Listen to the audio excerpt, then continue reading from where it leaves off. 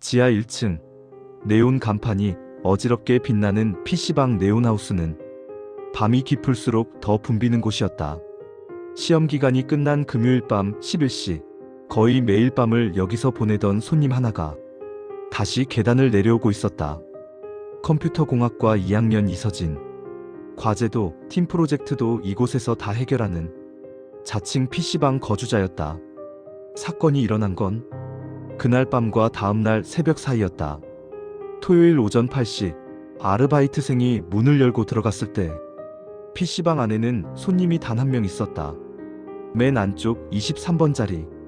검은 후드 모자를 뒤집어 쓴 채 고개를 키보드 위로 떨어뜨리고 있는 사람. 손님, 영업 다시 시작했어요. 아르바이트생은 처음엔 그냥 졸고 있는 손님인 줄 알았다. 어깨를 살짝 흔드는 순간 몸이 부자연스럽게 뒤로 젖혀졌다. 피부는 이미 차갑고 입술은 파랗게 질려 있었다. 책상 위에는 게임 화면이 켜져 있는 모니터와 빈 에너지 드링크 캔, 그리고 이어폰 선이 목 사이를 어지럽게 감고 있었다. 처음 현장을 본 사람은 게임하다가 졸다가 이어폰 줄에 목이 감겨 질식한 것 같다고 생각했다. 하지만 구급차와 경찰이 도착했을 때 그 단순한 추측은 금세 의심으로 바뀌었다. 의무대원이 고개를 저었다. 이 각도와 압박 자국으로 스스로 이어폰 줄에 말려 죽었다고 보기엔 무리가 있습니다. 실종 신고는 사망자가 발견되기 2시간 전에 이미 들어와 있었다. 새벽까지 연락이 두절된 딸이 집에 돌아오지 않자 서진의 부모는 마지막 위치가 찍힌 PC방으로 직접 찾아왔다. 하지만 그때 이미 PC방 문은 닫혀 있었고 야간 아르바이트생은 퇴근한 상태였다. 새벽 4시쯤 손님 다 나가서 문 닫고 불 끈 다음에 퇴근했습니다. PC방 출입 기록에는 이상한 점이 하나 있었다. 서진은 들어온 기록만 있고 나간 기록은 없는 사람이었다. 방 안에 있던 손님이 모두 나간 뒤에도 23번 자리에는 상태 표시등이 여전히 켜져 있었다. 야간 알바는 말했다. 그 손님은 늘 밤새기도 했고 저희는 24시간 PC방이라 굳이 깨울 필요가 없었습니다. 카운터에서 결제만 되면 새벽에도 계속 계실 수 있어요. 실수였을 수도 있다. 하지만 결과적으로 알바가 문을 잠그고 나간 뒤 지하 PC방 안에는 시신과 컴퓨터들만 남게 되었다. 담당 형사 강민수는 먼저 CCTV부터 확인했다. 출입구 위, 카운터 뒤, 복도 천장에 달린 카메라가 각 구역을 찍고 있었다. 영상 속에서 서진은 밤 11시쯤 계단을 내려와 카운터 앞에서 시간을 조금 보낸다. 사장과 몇 마디 대화를 나누고 포인트 충전 결제를 한다. 오랜만이네. 시험 끝났어? 네, 어제 끝났어요. 오늘은 마음 편하게 밤새려고요. PC방 사장 정기호가 웃으며 말했다. 23번 자리 비워둘게. 그 자리 좋아하잖아. 23번은 가장 안쪽 모서리 자리였다. 화장실과 흡연실, 비상구 문이 몰려있는 쪽, CCTV로도 구석 부분이 완전히 잡히지 않는 자리였다. 영상 속에서 서진은 23번 자리로 가 노트북 가방을 내려놓고 게임 계정을 로그인한다. 이어폰을 끼고 마우스를 움직이는 손이 빠르게 화면을 가른다. 새벽 3시 무렵까지만 해도 그녀는 살아있었다. 3시 5분 채팅 로그에 이렇게 찍혀 있었다. 내일 낮까지 자고 죽어라 공부해야지. 마지막 메시지는 3시 12분 나 단판만 하고 나갈 듯. 그 이후 그 계정으로 올라온 채팅은 없었다. 문제는 3시 20분 이후 영상이었다. 카운터 CCTV에는 사장이 계산을 마무리하고 금전 출납기를 정리하는 모습이 찍혀 있었다. 야간 알바는 이미 2시 반쯤 교대 후 퇴근한 상태였다. 당시 매장 안에는 손님이 서진 포함 3명, 그중 2명은 3시 40분 이전에 모두 나갔다. 카운터 앞 카메라에는 그들이 나가며 결제하는 모습이 찍혀 있었다. 마지막 손님이 나간 뒤 사장은 매장을 한 바퀴 돌며 자리를 훑어본다. 거의 대부분 컴퓨터는 종료되어 있고 상태등이 켜진 자리는 23번 뿐이다. 영상 속에서 사장은 23번 자리 쪽으로 잠깐 걸어가다 멈춘다. 몸을 45도쯤 돌린 채 화면 쪽을 힐끗 쳐다보고는 다시 카운터로 돌아간다. 잠시 뒤 카운터 화면에서는 원격 제어 프로그램 창이 뜬다. 23번 좌석 원격 접속 중. 형사는 화면을 멈췄다. 이건 뭡니까? 사장은 아무렇지 않게 말했다. 손님 PC 꺼져 있는지 확인만 한 겁니다. 가끔 자리에서 자는 손님들 많아서 게임 돌려놓고 나가는 경우 있거든요. 그럼 요금 정산이 안 돼서. 이유는 그럴듯했다. 하지만 형사는 찜찜함을 지울 수 없었다. 사장이 23번 자리의 상태창을 열어 마우스를 몇 번 움직였던 그 시간대 23번 자리 위 CCTV에는 그녀의 몸이 미세하게 흔들리는 장면이 찍혀 있었다. 생체 반응처럼 보이기도 했지만 프레임을 확대해보니 손가락 움직임은 전혀 없었다. 화면 속 캐릭터는 계속 움직이고 있는데 당사자는 이미 고개를 숙인 자세였다. 원격으로 캐릭터를 움직이면서 마치 아직 게임 중인 척 보이게 만든 건 아닙니까? 형사의 질문에 사장은 대답하지 못했다. 부검 결과는 더 이상했다. 목 주변에는 선 2개가 겹쳐 남긴 듯한 압박 자국이 뚜렷했다.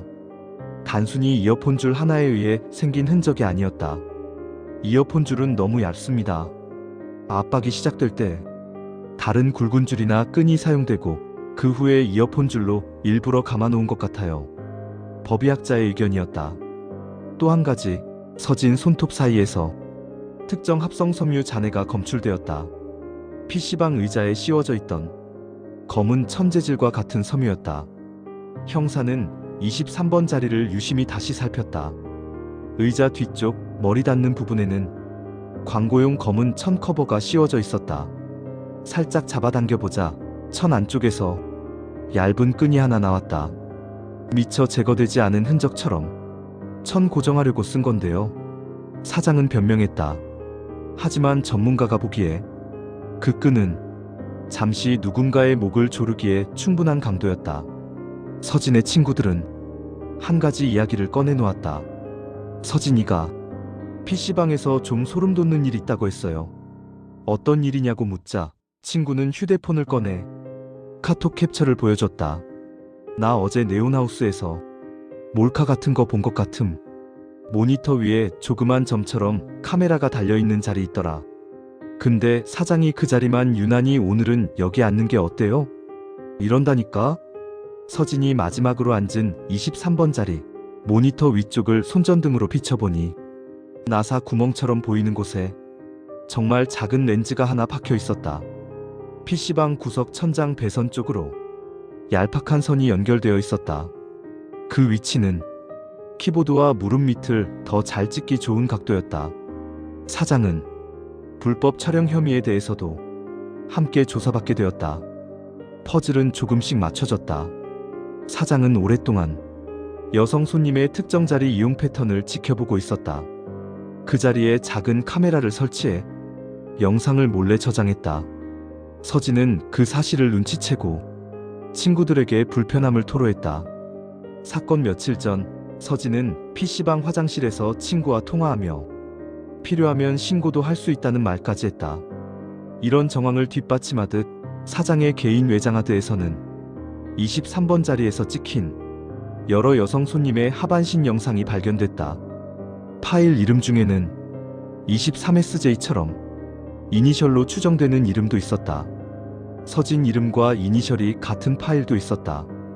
결정적인 장면은 복도 CCTV의 반사에서 나왔다. 23번 자리 뒤 벽에는 유리로 된 음료 진열장이 있었다. 진열장 유리는 약하게 PC 화면과 사람 모습을 반사하고 있었다.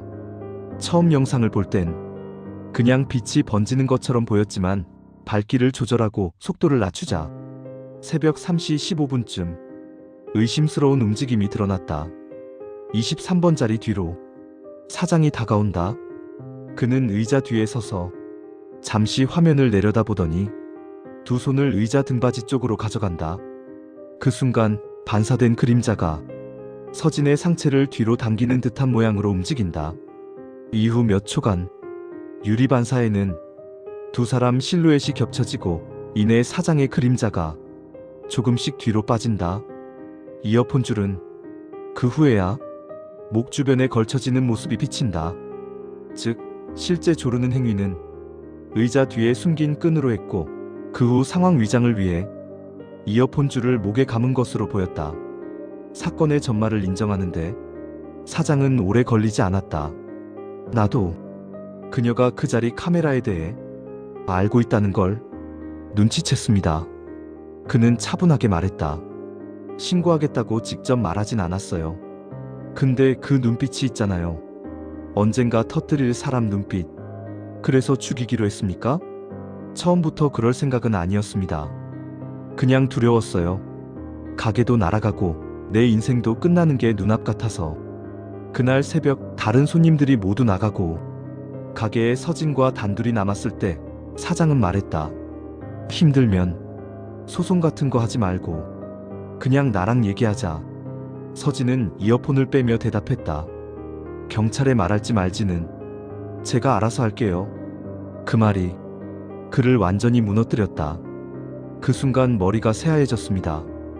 그냥 지금 이 자리에서 정리해버리면 아무 일도 없던 것처럼 만들 수 있겠다는 생각이. 그는 준비해 두었던 끈을 의자 뒤에서 꺼내 순간적으로 서진의 목을 조였다. 게임 소리는 이어폰으로만 나가 있었고 지하 PC방 특성상 다른 층에는 어떤 소리도 전해지지 않았다. 잠깐이면 될 줄 알았습니다. 기절시키고 다시는 안 오게 하고. 하지만 손을 놓았을 때 이미 늦은 뒤였다. 그 뒤에 한 일은 오로지 위장이었다. 이어폰 줄을 목에 감고 원격 프로그램으로 캐릭터를 움직여 마치 게임 중에 졸다가 사고가 난 것처럼 보이게 만들었다. 그리고 문을 잠그고 아무도 없다고 생각한 채 지하를 떠났다.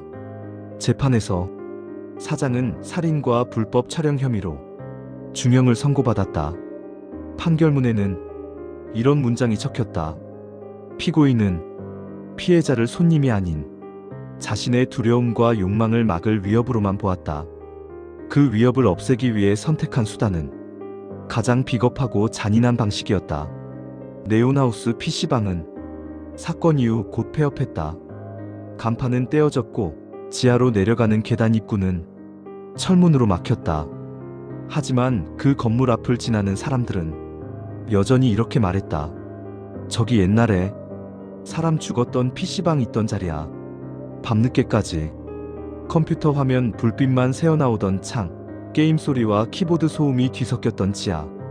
그 안에서 누군가는 현실을 피하려고 게임 속으로 숨었지만 또 다른 누군가는 그 어둠을 이용해 범죄를 준비하고 있었다. 이서진이 마지막으로 남긴 채팅. 내일 낮까지 자고 죽어라 공부해야지. 그 농담 같은 문장은 이제 사건 기록 위에 붉은 줄로 그어져 남아있다. 죽어라 공부해야지라는 말 뒤에 정말로 죽음이라는 단어가 따라올 줄 그 누구도 예상하지 못했으니까.